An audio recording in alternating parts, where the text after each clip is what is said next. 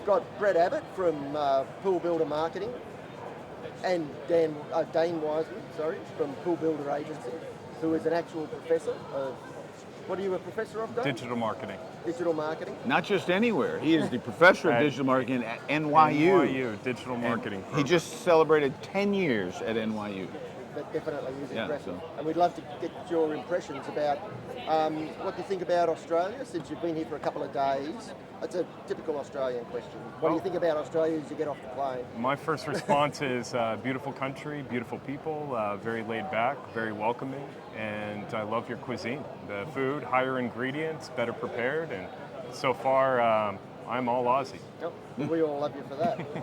But more specifically, what's your impressions of the Australian swimming pool industry? And how do you think it compares, and this is for both of you, how do you think it compares to the US market in terms of the way things are done and the way things we may be able to do a little bit better? Would you like to take that first, or I can jump in? Jump in. Yeah, my initial impressions from the first day are there's a range of pool companies where some are looking to maintain. They enjoy the lifestyle, they enjoy where they're currently at. There are others that are facing economic challenges where they do need to grow their pool business or acquire more customers in order to grow their business. So there's a range very similar to the US. There are US pool companies that like the lifestyle. There are others that want to grow to a different level, and it's very similar in that regard. So we're also facing economic challenges, but both groups, both US and Australian, are persevering. So very optimistic about the future in the US. In Australia, everyone seems to think that it's a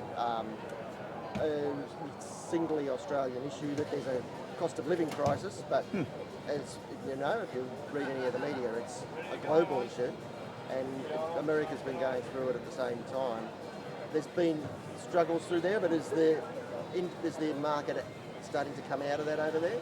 I'd like to comment. I don't know about coming out of it. What we're seeing in the U.S., and I'm guessing you're probably seeing it in other places, that the middle class is kind of splitting.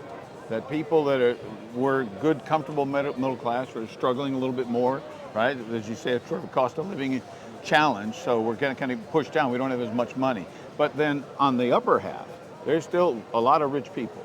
And generally speaking, it's rich people who buy really nice backyard projects, right, for their second home or third home or whatnot. So, and I can't fix that. We can't fix that. But I can coach pool builders. If you're trying to sell pools, don't try to be that budget guy, unless you're selling an above ground pool. There's a lot of great options there. But if you're trying to sell in-ground pools, focus on the high-end stuff.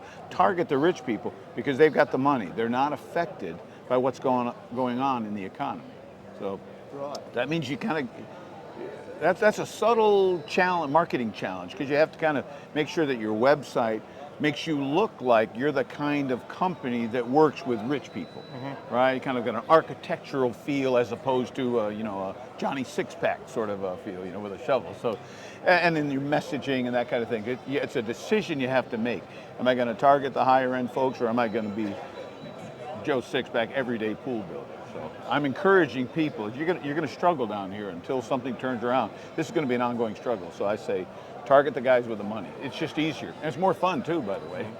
And we saw that reflected in the award show last night. So a lot of the luxury projects look very similar to the US market, and that's exciting to see. So there's still high-end pools being built in Australia. It's good to see. Yeah. And the buyers are not people that are struggling with money. They're the people with the money that are not struggling. So we're not worried so much about that. But so for the average pool builder who's maybe facing some trouble cutting through. Yeah. When you mean cutting through, what do you mean? Cutting through the competition? Cutting through the competition to be getting some of these, especially the high-end jobs, but any of the jobs. Right. Okay. Or to get enough jobs to keep profitability up.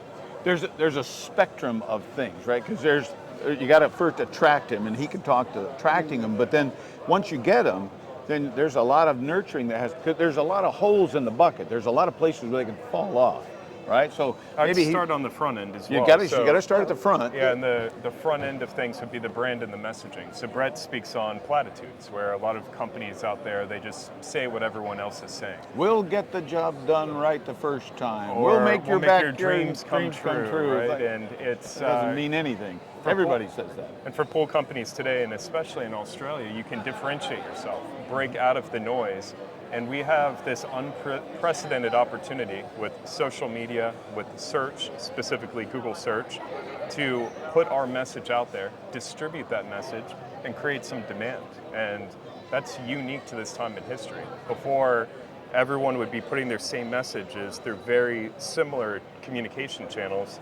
Today, they can be diverse on social media, on search, and really stand out and reach the ideal customer. Yeah, he's right. There's a ton of great places to do it, and you should do it, but you got to say the right thing, right? Don't throw your platitudes out there, because, you know, this is important that builders understand. If you look and sound like everyone else, then they will assume you're just like everyone else. And then if everyone looks the same, who gets the job? It's all on price. It's all on Lowest price. Whoever's got the lowest price wins. And that is not the way to grow a pool industry, is letting the cheapest guy in town build all the pools. That's a going out of business strategy. No, that's very good. If you've got one tip along those lines that they could watch this video. And Well, then he take it nailed away. the first tip, which is get rid of the platitudes. Start saying something special and unique that's interesting and compelling and believable, Right. not this platitude crap. For example, there's 100 digital marketing companies, but none of them are freaking professors at NYU, all right? He's a freaking professor for 10 years, right? And me, I'm a marketing guy, and there's 100 marketing guys. But I'm the guy that 18 years ago said, I'm only gonna work in the pool industry. So I know a heck of a lot more about this than the average Joe. So that's our unique story. We have a story. So every pool builder should have a unique story like that. That's beyond, I build pools too. That's not going to win the day. There's been buzz in the industry for the Australian market specifically for Google local service ads. And local service ads are ads specific to local businesses, such as pool contractors, pool maintenance and cleaning companies. And they actually, in the US, they appear above Google search ads. So it's the first thing people see. And people can click to call, they can send text messages. It's really the ideal format for everyone. Even better is Google will also credit calls that are outside of their territory or outside of their market, at least in the US. There's been buzz about LSA coming to Australia for a number of years now. So one of these days, it will come and it will be amazing, because we are seeing very good success in the US market with Google local service ads. Wow, that sounds really good. If I can add 2 more points about LSA, because he knows so much about it, he doesn't realize how much we don't know. But first of all, what it is the very first thing you see, which means if my sink is overflowing and I need a plumber, boom, the plumber's right there, I go immediately click to call. So it's for someone who's it's ideal for the buy now shoppers. If they don't want to do all this research, I need a pool guy, boom, they click the button and go right there. So the people you get tend to be hot, and it's lower cost, and if it's the wrong person, they'll usually credit you. Lower cost is a key point. So Yeah. the cost per lead on those is usually a third of Google search, at least comparing to the US. Right.